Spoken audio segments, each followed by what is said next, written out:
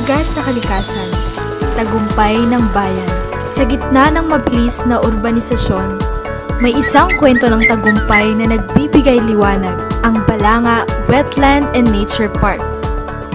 Dati, simpleng pinagkukunan ng kabuhayan ng mga mangingisda, tahimik at tila kinalimutan ng panahon. Ngunit sa pagkakaisa at walang sawang dedikasyon ng buong pamayanan, nabuhay muli ang lugar at ngayoy isang simbolo ng pag-asa at pagbabago.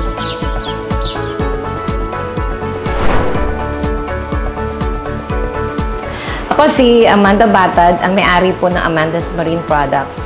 Nag-start ang business namin as backyard. Ngayon po ay meron na kaming 35 na manggagawa. Dito sa aming negosyo, marami kaming natulungan na bigyan ng trabaho dahil lahat po ng aking trabahador ay dito lang po sa aming komunidad.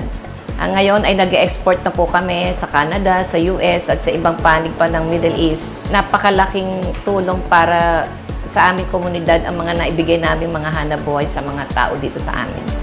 Ako po si Jaime Buenaventura. Ako po yung chairman ng Sea Farm C. Katuwang po kami sa pagtatanim ng aming mangrove.